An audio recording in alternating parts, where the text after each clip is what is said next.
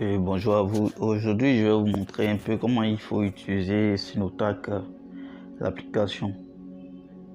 Ok, pour commencer, on va ouvrir Sinotrack.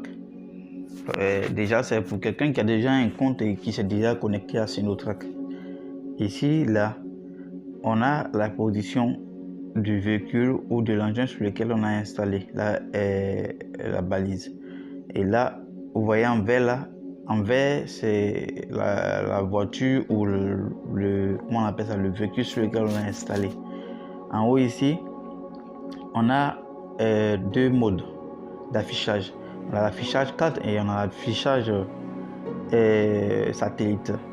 Donc quand on clique sur l'affichage satellite, on a la position. Ici, vous voyez là, on a en mouvement. En mouvement parce que actuellement le véhicule est actuellement en mouvement. Le véhicule est en mouvement. C'est pourquoi on voit en mouvement. Mettre signal fort. Voilà, le signal c'est le signal du réseau. Le mode c'est mode GPS. Ici, voyage parce que voyage c'est le kilométrage en fait. C'est-à-dire toute la distance que la voiture a parcouru depuis l'installation jusqu'à aujourd'hui. Ici, on a la vitesse. Actuellement, la voiture roule à 42 km/h. Lien parce que lien, ça veut dire que vous avez soit de l'internet dans votre balise, vous avez l'internet dans votre balise et il n'y a pas de souci, tout est correct. C'est pour ça que ça a mis en ligne.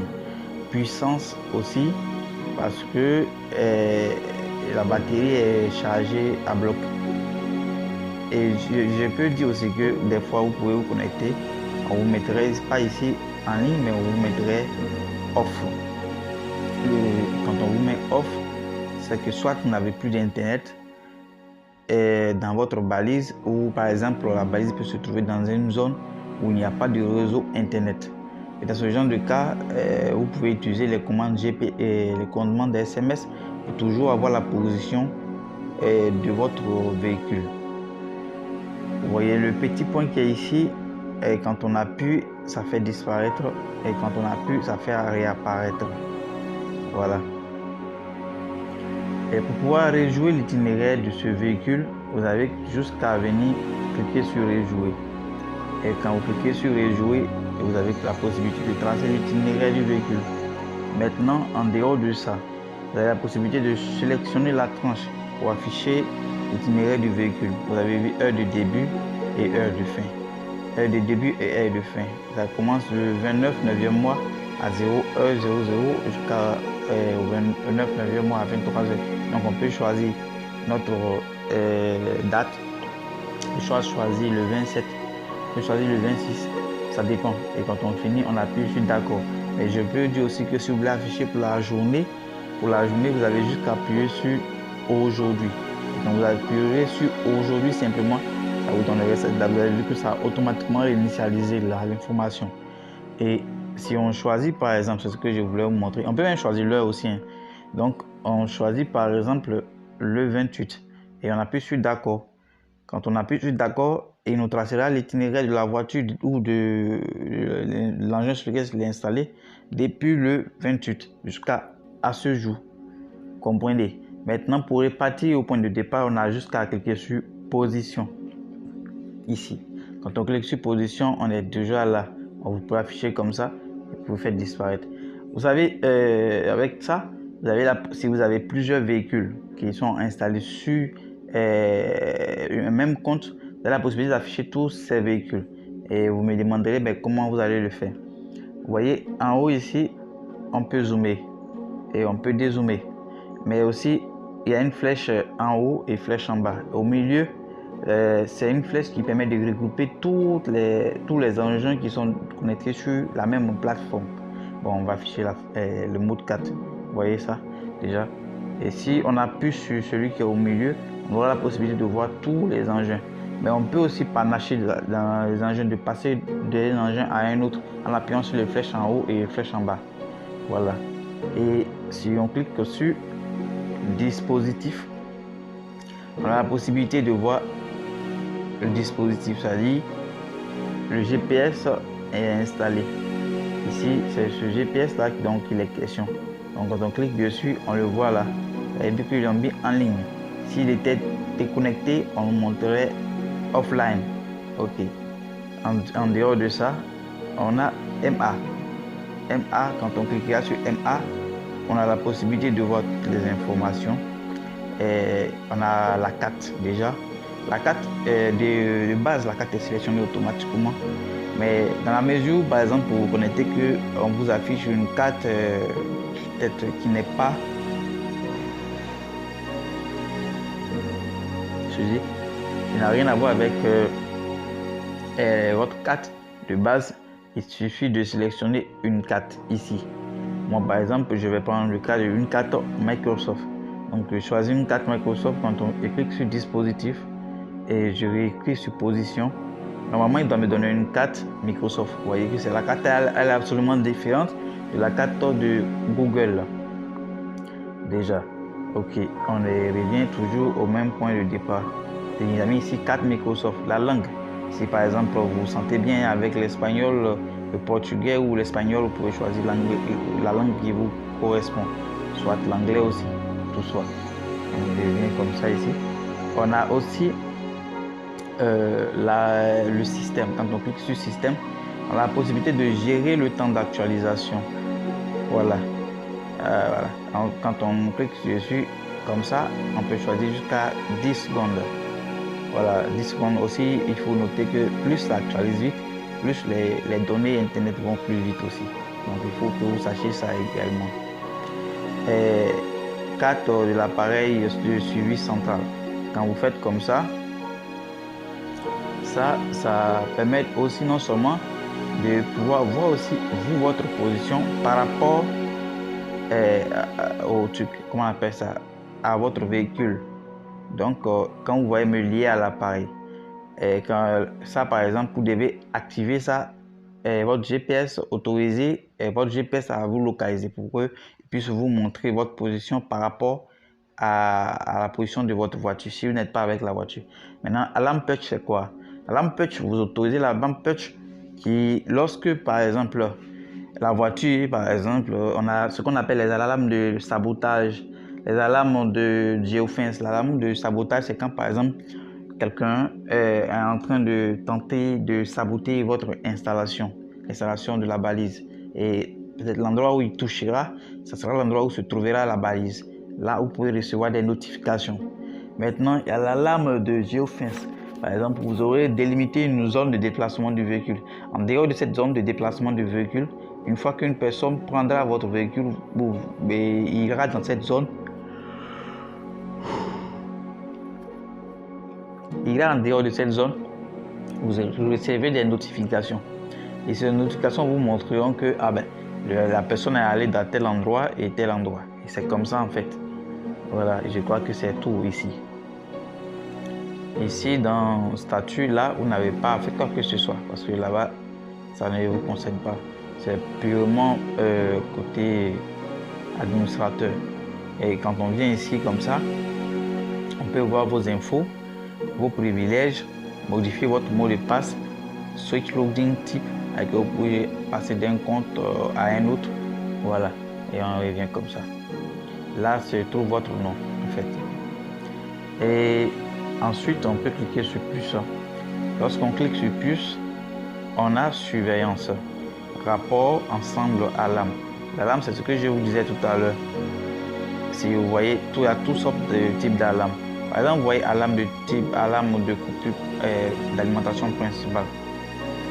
Alarme de coupure d'alimentation principale, c'est lorsque, par exemple, la batterie n'est pas connectée à la balise. C'est-à-dire déjà, si la batterie de la voiture est débranchée après installation, il va vous afficher cette information. Ou bien aussi, si par exemple quelqu'un tente de déconnecter la batterie de la balise de la voiture, ça va vous afficher une telle information aussi.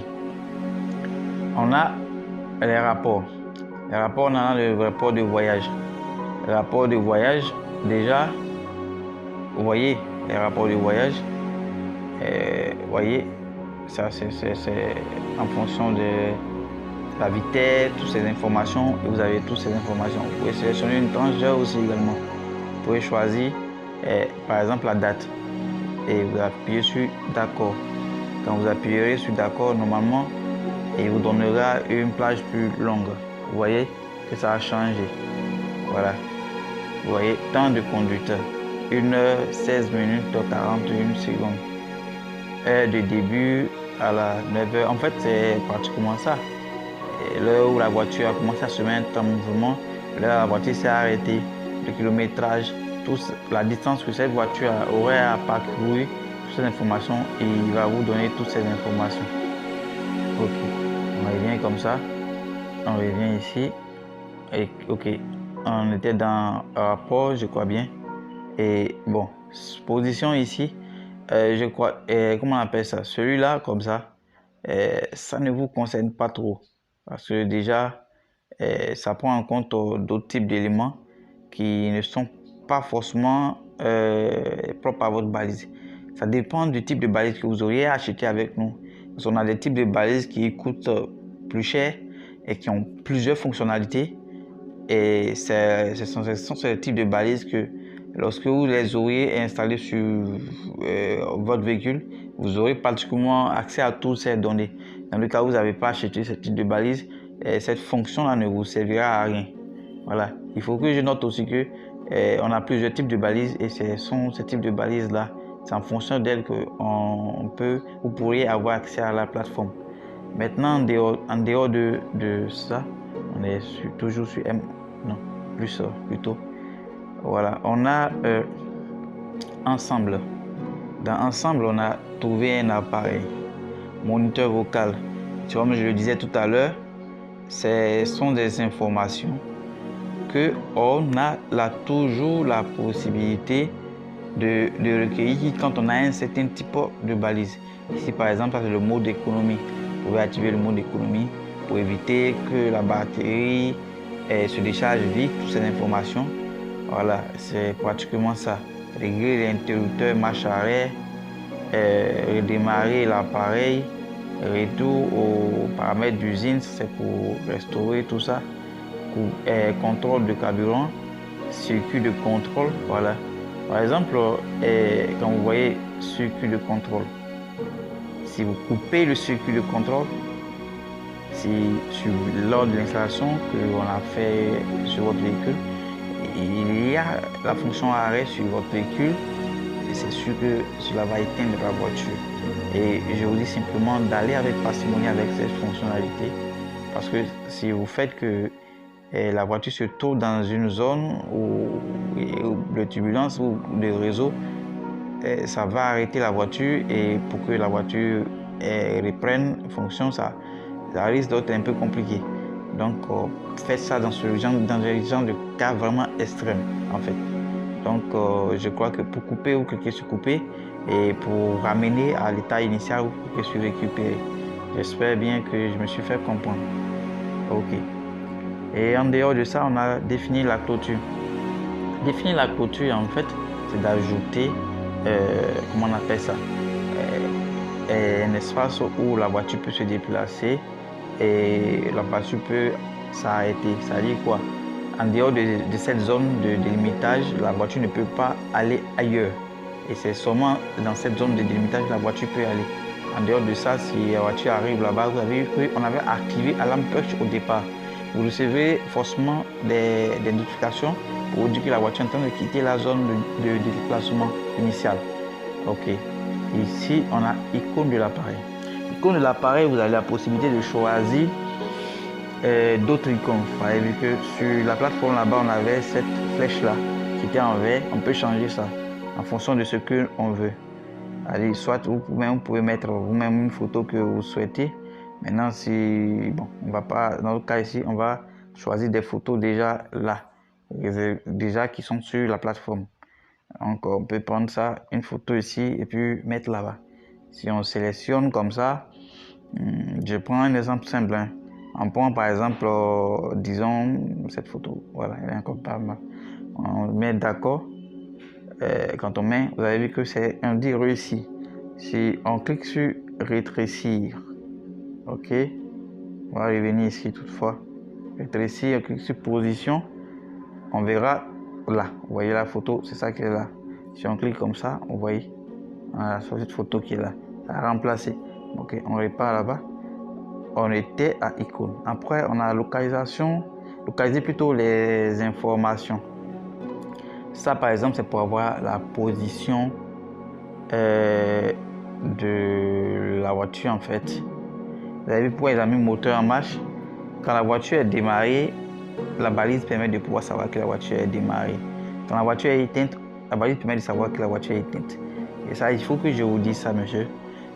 Vous avez toujours la possibilité de pouvoir voir que si la voiture est allumée ou la voiture est éteinte. Voilà. Et là, ça sort sur une position géographique. Avec ça, vous avez la possibilité de toujours tracer un itinéraire Google Maps pour pouvoir savoir où se trouve votre véhicule. Et bien derrière. Ok. On a enregistreur. Ça, par exemple, enregistreur, là, je vous dirais que c'est dans le cadre où vous avez une balise où il y a une fonctionnalité de micro-enregistrement. Là, vous aurez la possibilité de pouvoir enregistrer les conversations, savoir ce que la personne fait dans la voiture, toutes ces informations, vous les aurez. Maintenant, on a mesure, voilà. Ça, comme ça c'est une autre fonctionnalité, voilà, mais qui nécessite un type de balise en fait. Voilà.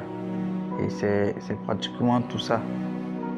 Donc, je crois bien que c'est tout pour aujourd'hui.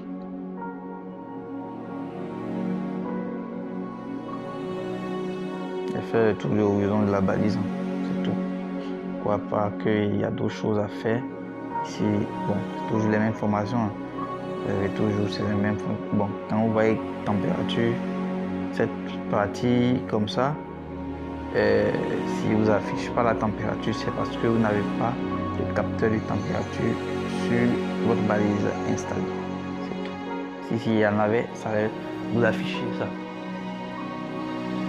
Ok, je crois bien que c'est fini.